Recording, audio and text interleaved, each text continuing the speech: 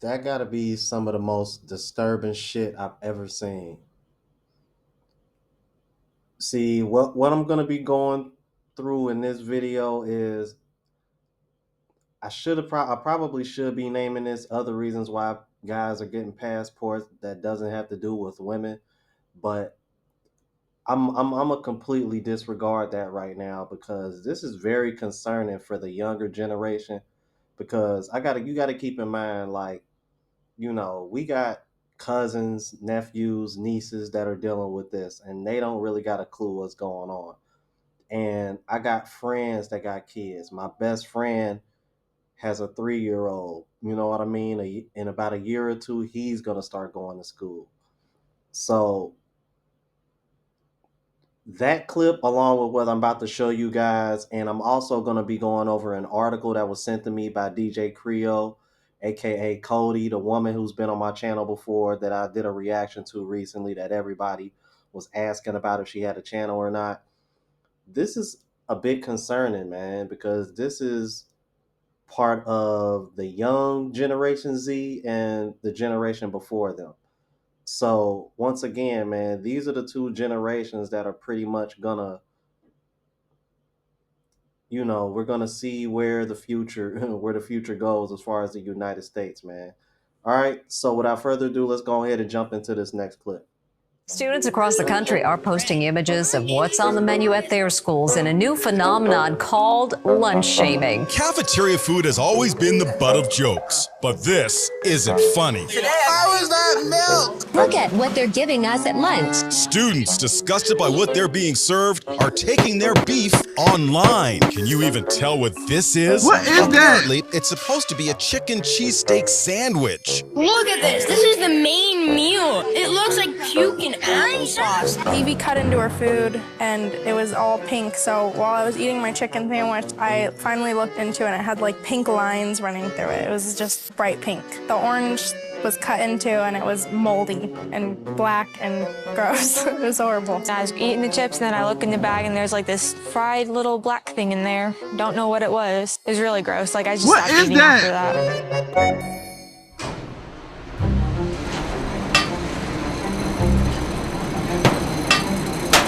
School lunch is sometimes it's okay, but other times I just don't know what I'm eating. We'll be in school for like till 4 o'clock, and then when we do have lunch, it's at 1 o'clock. So people will be hungry. So I'm getting online, got my food, and it was on this tortilla bed, and I didn't know what it was. So that's the worst kind of food, when you don't know what it is, and it doesn't even look good. Couldn't eat it. My conscience wouldn't let me. There are 17 million American children that could literally go hungry every day that they're not in school because the only access they get to food at all is school food. When I go down there and we're serving it, I know that I don't want to eat it and that I don't think it's healthy, but yet I'm serving it to 600 kids. 50% of children between the ages of 2 and 15 have fatty streaks in their arteries, and this is literally the beginning stages of heart disease. And if they're eating junk food in schools, then the schools are telling them that that's okay, it's appropriate, it's what happens in schools. That's not right. But we've had officials in the Department of Education and the Office of School Food tell us that they have to keep their numbers up for the lunches, that they're in the business of serving lunch, and they want to give the children what they want. Schools typically have no idea where most of the food that they're serving children comes from.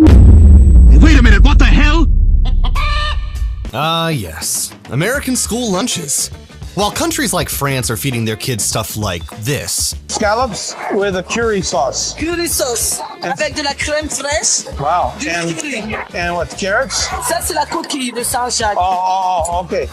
And this was just the appetizer. It's a 4-course meal. Kids will start off with some grapefruit here, followed by veal with prunes and mushrooms, organic, and spinach and rice, also organic. Then they'll have some cheese because this is France after all. And for dessert, an organic banana. Over here. I got a question for the people that are watching, because I know some of y'all that watch me are overseas.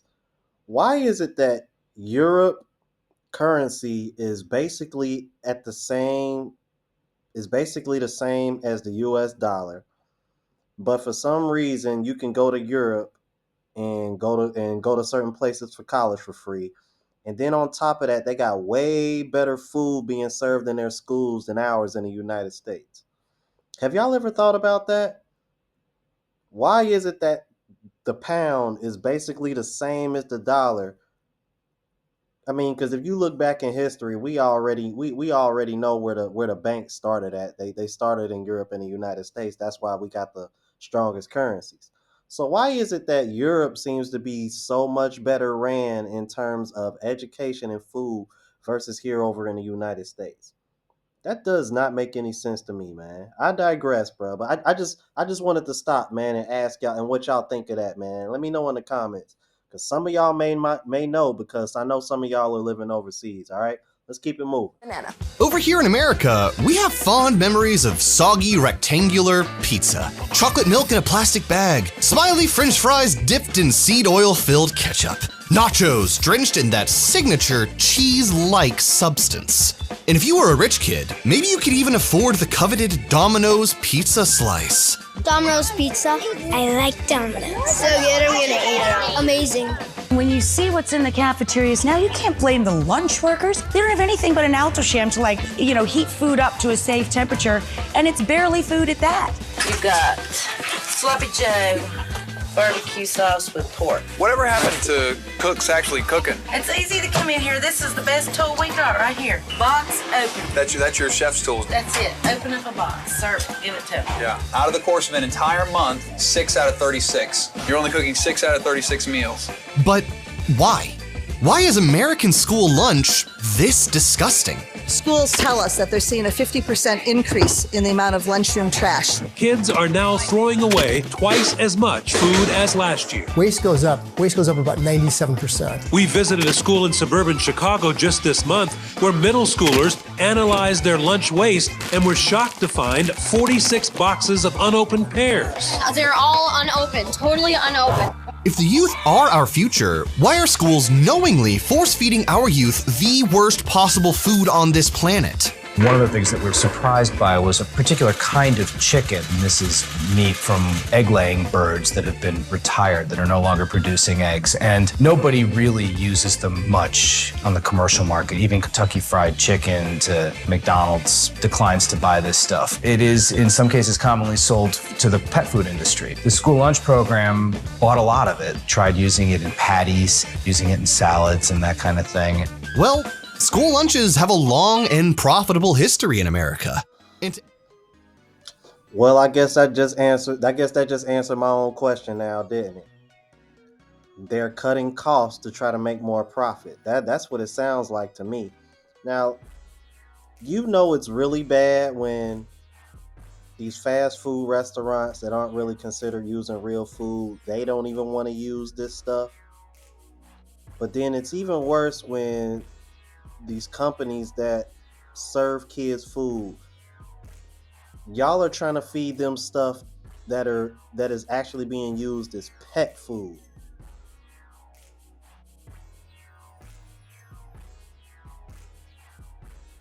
Excuse me, you guys. I gotta take a sip of the agua on that one, man, because I almost threw up in my mouth. Ugh. This is exactly what I'm talking about, man. And y'all wonder why, and this is why I make so many food videos on my travel vlog channel, which y'all should check that out, by the way. Unplugged Traveler, link is in the description.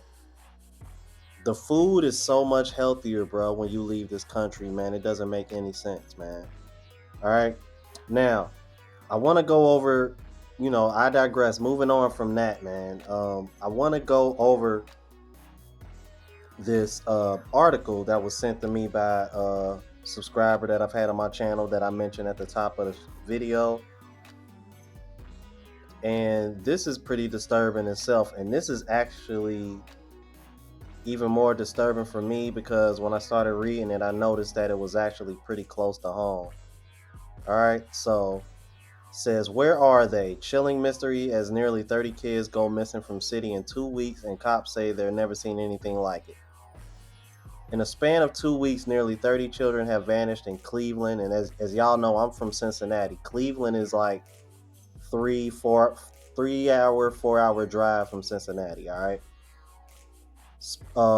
Vanished in Cleveland, sparking huge concern from a local police chief who said he hasn't seen anything like this in his 33-year career. All right? He says, okay, Majo, okay, or Majo, I apologize if I'm butchering his name, also serves as a board president of Cleveland Missing, an Ohio nonprofit that offers direct support for friends and families that are searching for missing loved ones. He called the number of missing children whose ages range from 12 to 17 unprecedented when speaking to reporters. There are always peaks and valleys with missing persons, but this year seems like an extraordinary year, he told Fox News Digital. For some reason in 2023, we've seen a lot more than we normally see, which is troubling in part because we do not know what's going on with some of these kids, whether they're being trafficked or they are involved in gang activity or even drugs. Cleveland police reported that kids were reported missing between May 2nd and May 16th. Majo believed that the majority of the cases are likely runaways rather than abductions, but he warned that teenagers are naive and more likely to be taken advantage of by predators who refer to as wolves in sheep's clothing. The disappearances don't make the news unless there is an Amber Alert, said Majo, adding to that story, their stories aren't being showcased on social media. For an Amber Alert to be issued, there are strict criteria that must be met, such as the police having a reasonable belief that there has been an abduction and that the child is in imminent danger of serious bodily harm or death. There also needs to be enough descriptive information about the child and the abduction. It's a silent crime that happens right under our noses, he said. The problem is, where are they? Where do they go? They can be in a drug house or farmed to being a pro or caught up in drug trafficking or gangs. All of these disappearances fall into the larger problem in crime in greater Cleveland area, said Majo. He added that teenagers will seek out gangs when they're desperate for protection. This often leads to initiation crimes such as carjacking and robberies or even selling their bodies and drug use, resulting in them becoming addicts, he said. What makes the search even more difficult is the lack of pictures in the cases listed on the website for missing Cleveland children. Most of the cases have blank squares with the words photo not available when looking through the missing persons page. Unless someone knows that person, then we're not going to have any luck, said Majo. However, if the person's family has photos and police use social media to send out messages to the public, Majo said it will become law enforcement's greatest assets in stockpiling tips and possible leads to solve cases. More than 15,000 children were reported missing in Ohio last year, and 4 of them were found unalived.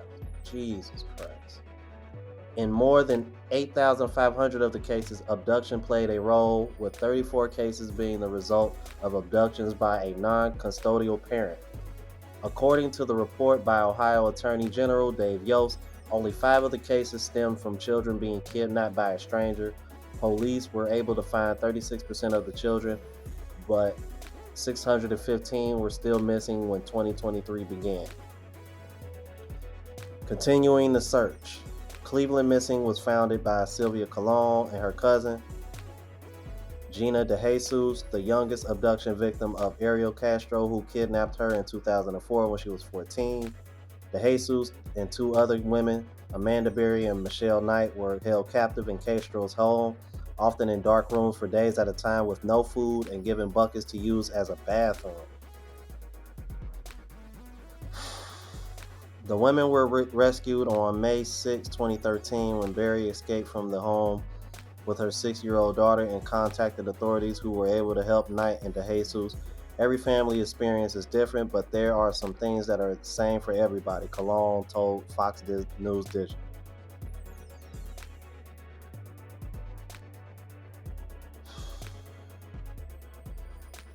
Yo, this is crazy, man. I don't know what's going on, bro. 2023, it's been something else. You're starting to see more of this worshiping. You're starting to see more of this devil worshiping / Illuminati, whatever you want to call it. They starting to be more outlandish and open right in front of your eyes with it. They serving kids God knows what in school. Man, if y'all got kids, bruh, pack their lunch. Please pack their lunch. And now this, bro, and this is close to home. This is 3-4 hours away from where I'm from, man. So, like I said, man, women think men are getting passports just because of the women, man. I'm telling you, bro, there's more to this. All right, y'all, let me know what y'all thought about this in the comments. If you're new to the platform, please subscribe. OGs, I appreciate the love and support. Make sure y'all hitting that bell notification. That way y'all know when I'm uploading. Hit the like button because it helps with the algorithm. It helps me reach a broader audience. Also, look out for the travel vlog channel. Unplugged Traveler link is in the description and pinned in the comments. Until the next video, y'all. Deuces.